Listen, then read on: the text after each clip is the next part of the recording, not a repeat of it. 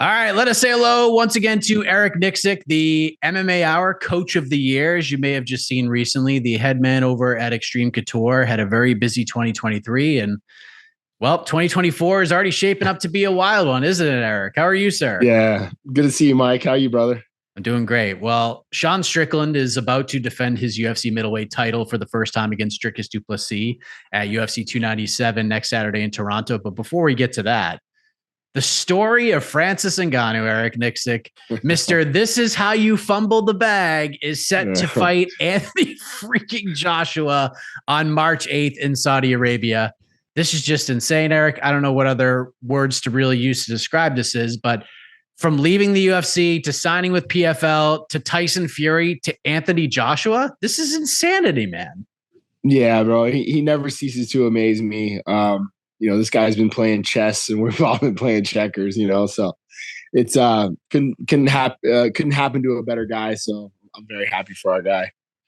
You're, as the coach, as the confidant in some ways, you're always down to clown, as the kids say. But when you found out that this fight was a go, that Francis Ngannou was going to fight Anthony Joshua, like, is there even surprise from you anymore at this point? Or has it just gotten so crazy where it's just like, all right, cool, this is what's happening now? I think I sent you the screenshot, conversation. I mean, it was this, that's literally how it went. Like, party. And I was like, who we got? AJ. All right. See you there. It's just, man, it's been such a smooth sailing process, ever since he's kind of moved over and done his thing. And, man, like, I'm excited to get back out there. I can't wait to go see our guy compete. And then I think there's so many things that we can build on and show even a better version of what Francis you saw versus Tyson Fury. Yeah, because what he did in that fight, it shocked a lot of people. I'll admit, I was one of the people that was very surprised. The knockdown, the iconic photo, just legendary stuff. Now the surprise factor kind of goes away here, right? Like, we've seen this guy give one of the best heavyweights in the last 2 decades of the boxing world everything he can handle. How do you view this from a coach's standpoint, like a confidant standpoint, where the Fury fight had its dangers, but at least through the armchair quarterbacks, it was viewed through more of a house money lens? Like, hey, Francis gets to round 5 with Tyson Fury, like, that's a moral win for him. While this fight with Joshua seems bigger and Francis being taken more as a serious threat, not just with the MMA community, but the boxing community as well. How do you sort of navigate those roads, so to speak?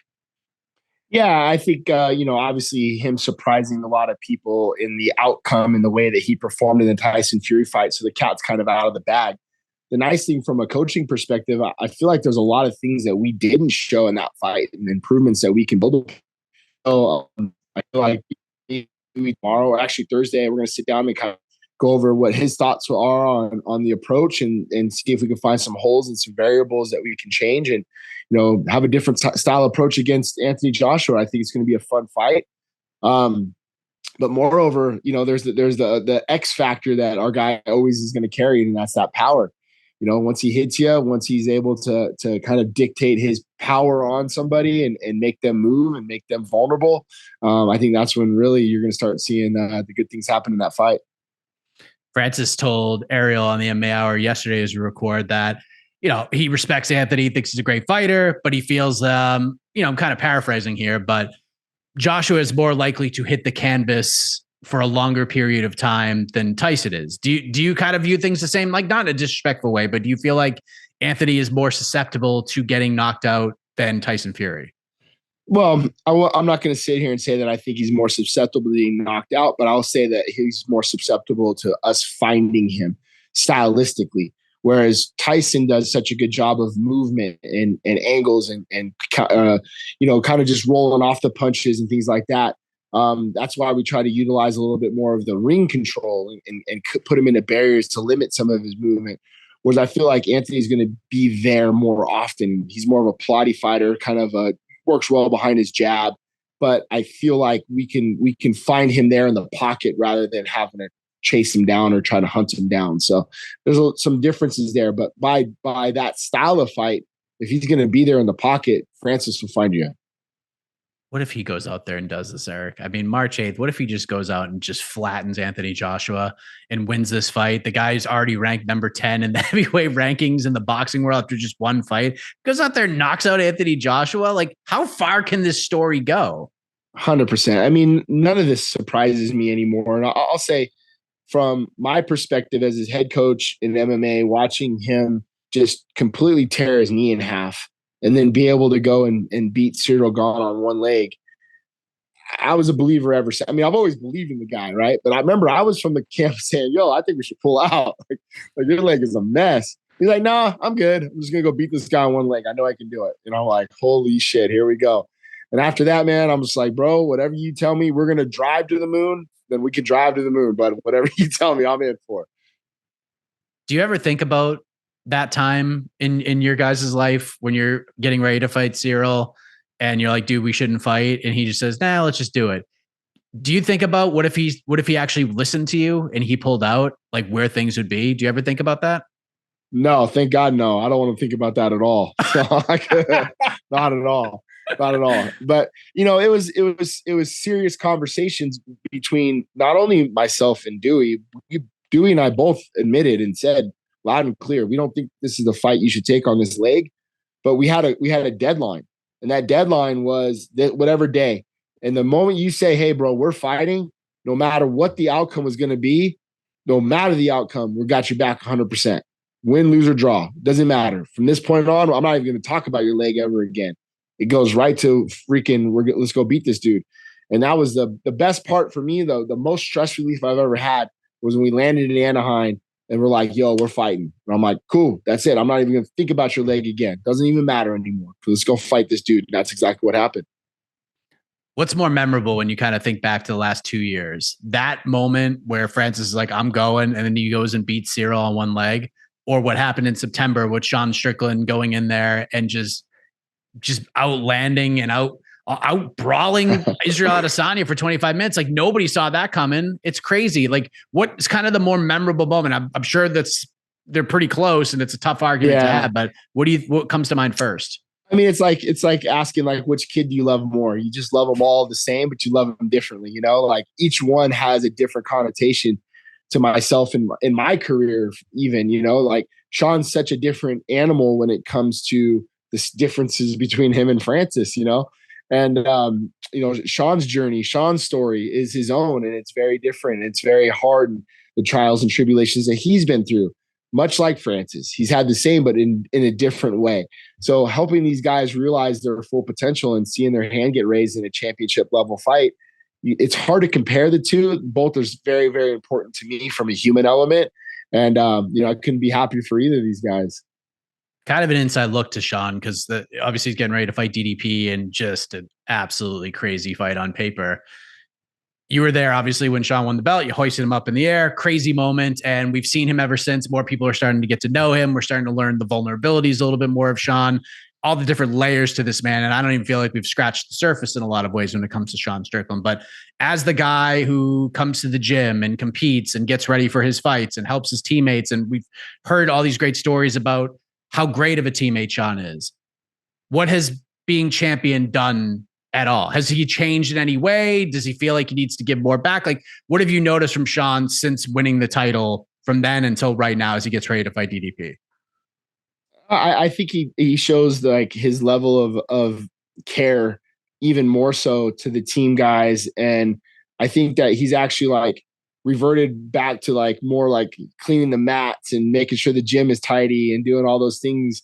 Moreover, I think just because of like he wants to keep that hard work mentality, like this belt's not going to change him and change who he is, and he's not going to forget what got him here, and that's his hard work. But even Chris Curtis was saying today, like, Sean's approach to the game, I think, is a little bit more heady. We talk about a little bit more calculated things as time has gone on. But as far as like just his workload and his work ethic, man, he was out for 1 week after he won the title and was back in the gym to help the rest of his teammates get ready. And you can't ask for anything better out of a teammate in the room, because now as a champion, that's going to trickle down. More and more guys are going to see, okay, this is how Sean does it. This is how Sean works. This is how Sean takes care of his teammates. And the next guy in line is going to feel that same way, and we'll do the same thing, and it's only going to help us out. Sean wins the belt in September. We get the Hamza Chimaev Paulo Costa fight. At least that's what we think we're going to get. Right. Usman steps in. Dana White, when he makes the announcement, he says the winner of this fight is going to fight Sean Strickland for the middleweight title. And Hamzat wins, and we find he's a little bit dinged up, but we didn't really know the extent of it. And then we find out not long after that Dricus Du Plessis is going to be the opponent. And we pretty much have been saying coming out of that Hamzat win that, availability is DDP's best friend if he wants to get a title fight. And here we are headlining the first pay-per-view of the year. When you found out DDP was the guy, were you surprised, or did you think it would be Hamzat first and then DDP and just kind of see how that was going to work? No, I wouldn't say surprised. I think Dricus is in a spot that he should be in, to be honest with you. He's earned this right to fight for the title. I didn't feel like Hamzat's performance would have leapfrogged Dricus by any means, but I thought what Hamzat did was a very good win over, arguably one of the pound for pound best to ever do it, whether it was on 5-day notice and moving up a weight class. It's still Kamaru Usman, So neither of them really surprised me either way. That was my mindset. It was going to be one or the other, depending on how Hamzat came out of that fight. I got a couple text messages from some UFC brass that night after Hamzat won and just said, hey, let us know when you think Sean will be ready. This will be the matchup. So, in my mind, I thought, okay, maybe it's going to be Dricus or Hamzat, but, he got hurt or he had the hand injury and then he got sick. So it is what it is. The fight game waits for no one. I feel like at least preparing for Sean Strickland in 2023 to go from Nasruddin Imavov on like 5 days notice to Abus Magomedov to Israel Adesanya, like such a contrast of styles. And then to go from those three dudes, and Abus is a little bit chaotic himself, or at least he can be, to Dricus, who is like an absolute maniac in there. The guy is just a chaos merchant. What has that been like for you trying to put these different puzzle pieces together? Because Dricus is not like Adesanya at all. It's like a completely different cat. Yeah, I know you're right. I mean, for me, our concept has always been the 80-20, 80% of our workload and what we're going to do, our game plan, and 20% of what they're going to do. And credit to Dricus and his camp, man, like breaking him down. We competed against him with Brad Tavares, and just even from the Brad Tavares fight alone till you see him fight Whitaker, he's shown so much more growth and more, I'd say a more tactical approach to his game, meaning that I feel like he's starting to understand what he's setting up. When he gets in southpaw, he's looking for certain things. When he's over to this side, he's looking for certain things. And we saw him drop Whitaker with a southpaw jab out of the right hand. The power hand's now forward. So I think he's starting to understand more and more of what he's trying to accomplish in the cage, and you can start seeing that, and it's working out well for him. What have you made of the rivalry that is built between these two guys, from the press conference stuff to just getting in fights in the crowd at UFC 296? Like, I mean, it's the fight game and whatever is said. Yeah. I'm not really talking about that, but just seeing how quickly this thing escalated to where we're at now, as we're talking, 12 days away from this fight, less than that. Like, this blew up real quick. No, I did. And I get it. Like, these guys are trying to sell the fight. Sean will poke and say all these things, and then it's going to come back to you. Guys are going to poke and say shit back to you. So it's just part of it. It is what it is. It's not for me. That's for sure. Like, and it's not my job. My pay does not change if these guys talk shit or show up and shake hands. I don't care one bit. Dricus is the rightful heir to that, that number one contender spot. He's earned it. He's great. I think he's amazing at what he does, and I think he's only gotten better. So all respect to Dricus and his camp. That's the way I look at the situation. These guys want to talk about their past and their sexuality and the dads and all this other crap. Leave it to them. I don't want to be involved in any of that stuff. I want to go out and compete against the best, and I think Dricus is the best right now. How has Sean been emotionally heading into this fight? Like, Sean likes fighting, so I feel like him in the gym, not much has changed. But is there a different aura to him? Like, he wants to go out there and beat the hell out of whoever he's fighting. It's like that with anybody, but it seems like things have gotten a little personal here, and he hasn't really had like a true foil and like a true rival quite like this. So has Sean, have you had to rein him in at all in any way in that regard? No, there was 2 days, really. It was the Saturday when that whole little brawl thing kind of happened. I didn't see him on Sunday, and then Monday's practice. And then I said to him, basically me and Danny were in the cage with him. And I said to him, look, I want you to understand a couple things, that you speak for a demographic, that you speak for people that I have really never been communicated with in my life till you won this title. The amount of people that reach out to me that come from the same upbringing, the same challenges as you have had, whether you like it or not, you're an inspiration to them. You're a role model to them in a lot of ways. I said, I'm proud of you, and I hope that you understand that you can make a difference with your platform and speaking on some of these things, and the way you carry yourself. Now, whether you choose to do so or not, that's completely up to you. But just by your position that you're in now, you've made a difference. And people have reached out to me and have said that. I'm proud of you. I'll leave it at that. From a coach's side, I told him, I don't want you to fight this fight emotionally, because I think that favors Dricus and takes us out of our game plan, And he said, no, you're right. And that was really it. That was the end of the conversation. And since then, he's just been focused. He's just been really dialed in, Mike. Like, every practice has been spot on. Everything that he's been doing has been spot on. And if that's motivation by what happened, maybe, I don't know. But from camp to camp, I feel like this one in particular has a different meaning for him, a different meaning. Like Johnny Eblin's in here now. We brought Johnny in for the rest of camp.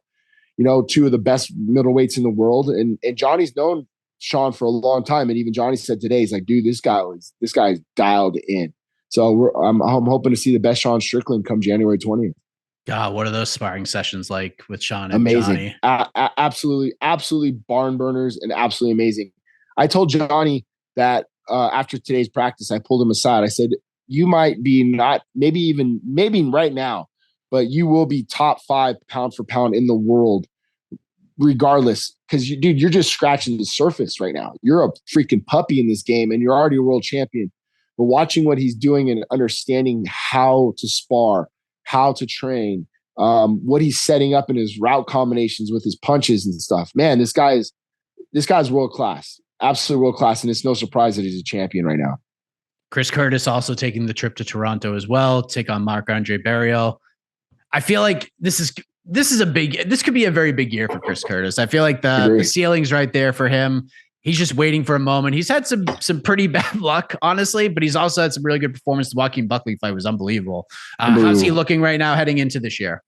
Amazing. So actually the first 3 rounds I had for Chris today was Johnny Eblen. I felt Johnny Eblen was going to give us our best look for Marc-Andre. Cardio, pace, size, his ability. Like I remember when Marc-Andre fought Dalcha, Marc-Andre hitting switch crosses and switches a lot, and that's what Johnny does. And that was high level round between him and Chris. Chris did amazing versus Johnny. And even Johnny said, he's like, wow, that was the best I've ever seen Chris Curtis. So I'm with you, Mike. The sky's the limit for the guy. He's a gym rat. He's in here every day. He's working hard. You couldn't ask for a better teammate and a better guy than Chris Curtis. Everybody just roots for the guy. He could be Eeyore at times in here, and then he could be, on top of the world. So, but it's been more on top of the world out of him as of late. So I'm excited for him as well. I know you've worked a lot with Aljamain Sterling over the years while he was bantamweight champion. Sure. Now he's moving up to 145 and fighting Calvin Kattar. And obviously, Calvin very well, obviously coaching Dan Ige, having to prepare for that fight is so interesting to me, man. Like, if Aljo wasn't going to get the Holloway fight, which I know he wanted, and I think that was the right call out, boy, is Kattar like a really interesting challenge for him. What do you think of that matchmaking and Aljo moving up to 45? I'm glad Aljo's moving up because I've been there for those weight cuts for him and his body type. He's a big bantamweight, man. And I think the older you get, the harder those cuts are going to start, taking on your body and could have a lot to do with your performance. So I think this is the right move for him. I think Calvin Kattar is a ultra tough matchup, man. And yes, he's good friends. I'm good friends with Tyson. I'm good friends with Aljo, the whole thing. But, I think stylistically, this is a very, very tough matchup for both guys. Aljamain's been in the gym. He's been coming to all of our drill sessions. I haven't been really doing any X's and O's with him by any means, but just him drilling with us. Aljo's a specialist, and him being in the room helps all the guys in the room no matter what. So I'm looking forward to this fight, man. I'm looking forward to see what Calvin decides to do in his approach in the game, and looking forward to see what Aljo comes up with.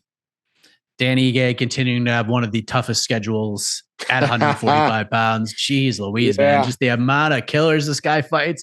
Just fought Bryce Mitchell. Really close fight. Gave Bryce hell. And now he's fighting Lerone Murphy. Man, just the murderer's row for this guy. Just every up and comer, you got to fight Dan Ige to see if you're that guy. And Dan just takes it on the chin. He's like, all right, man, bet, let's go. 100%. And bro, I've been a fan of Lerone Murphy for a while. I love watching this guy fight, man. He's good. He's very, very good. Huge fan of him and his camp. And there's some things that they've done that I've looked at and, try to apply to some of the stuff that we do. So I'm really looking forward to that fight. I feel like Dan Ige is a more polished version of Lerone Murphy. I think that a lot of things that we do a little bit better. But that doesn't mean that these guys aren't going to be giving us their A game when we show up February 10th, So I'm really excited for that fight. Barn burner. So that's got Fight of the Night written all over it. Last thing, there's so many fighters at your gym, and there's so many fighters that are at high levels and on big organizations and stuff. Last year, when I asked you this question, I said, which fighter is flying under the radar that could make a really big splash this year? And Cody Stamann was a pretty quick answer for you. It was kind of a weird year for him. And I know he's out hunting and doing the damn thing and just having fun. Who is it now? Like, who could... Sean Strickland obviously was the underdog story of the year. Dude just comes out of nowhere, 2-fight losing streak heading in, and then becomes a freaking world champion at the end of 2023. Who could be that story this year in 2024 for you? Okay. So I'm going to give you a couple names, and this one really stood out to me today just because the last few months, it's been Edmund Shabazian. Just this dude's work ethic. Sean's called him every name in the book, said he's being a wuss and this and this and that. And that, that motivation, that big brother, he's big brothering Edmund because we all see the potential in what Edmund possesses. And bro, I'll tell you what, Mike, this guy has been killing it in the room lately. Absolutely killing it, giving wonderful rounds to all the guys, but working on things himself and getting better. But there's a grit to him now. There's a toughness about him that we haven't seen as of late. And I'm seeing that out of him now. So Edmund stands out to me. And the other one too, that really has been jumping off the page is Daniel Zellhuber. Man, is this kid talented. Not only is he talented, he's starting to understand the reasons why we do things, the reasons why you throw this knee this way, the reasons why you shake step or drop step. It's not like you're just doing it just to do it. He's starting to understand where to place it, where to put it in. We always say that conductor to the orchestra, where do the instruments go? And that's been him as of late. He's really coming into his own. I'm looking forward to seeing his fight. He's going to be fighting February 24th in Mexico City. So, Zellhuber's really been jumping off the page for me. Yeah, I remember talking about him heading into his second UFC fight, and you were like, yeah, man, it's like getting a brand new Lamborghini when you just get your driver's license. You're trying to figure out how to drive this unbelievable car with all the bells and whistles, but you're not really sure how to get the best performance out of it. And that's been one of the more challenging things you've had to deal with over the last couple of years. This guy's got it all, but it's just trying to harness it in the right way. How fun has it been to kind of see it? Because since then, it's been pretty crazy. From the corner speech where you're just like, what'd you say you're going to do to this dude? You're going to go F him up, to just having a complete performance in his next fight, to where he is now getting ready to head into Mexico City. How fun has that been to just watch this progression? It's been a blast, but it's been a learning and coaching experience for myself included, because I get so geeked out when you get a Lamborghini and you want to floor it and go 140, to where this reminds me hey, I have to slow down. I have to give little bits of bandwidth and information and try to not overbog the internet. So that's been my biggest thing as of late. I did that with Kai Kamaka, right? When Kai came to the gym, it was we had so many routes and information that I think it could hamper an athlete, But I'll say between Zellhuber and Manel and I have been on a different level wavelength, man. The way him and I go and on the pads and the way we see things, I'm looking forward to Manel's fight this Saturday, and he's competing against a very tough guy in Mateus Nicolau. But just what I've been seeing in the room by Manel and understanding the route combinations that I'm looking for as a coach, it's offensive coordinator and quarterback, man. We're just getting after it right now. Yeah, Manel, when he signed at the UFC, I don't know if I've been more delighted to see a signing outside of the organization. I was so happy he got signed. It seemed like it took him forever to get into the octagon, but now he's knocking on the door. I think fans are starting to see his full potential, which is a pretty scary thing. Oh man, it's crazy. I think this is like our 7th camp together, but our 4th fight. Yeah, knock on wood, it comes to fruition on Saturday. You know, yes. It's crazy. I want to see that fight so badly. A lot of people, myself included, thought Manel won the first fight. It was very, very close. But now seeing, you know, the strides Manel has made since that fight, and even Mateus as well, just seeing some of the performances he's had, it's going to be a damn good fight. And absolutely, there's going to be a lot of damn good fights coming out of Xtreme Couture this Saturday. And of course, UFC 297 with Sean Strickland. And then you're going back to Saudi Arabia for Francis Ngannou versus Anthony Joshua. Your passport is getting stamped a whole bunch, Eric Nicksick. We appreciate the time, my man. Thank you so much. And all the best to you and the squad. My pleasure, Mike. Thanks for having me, man. Stay safe over there. All right. Yeah. Jeez.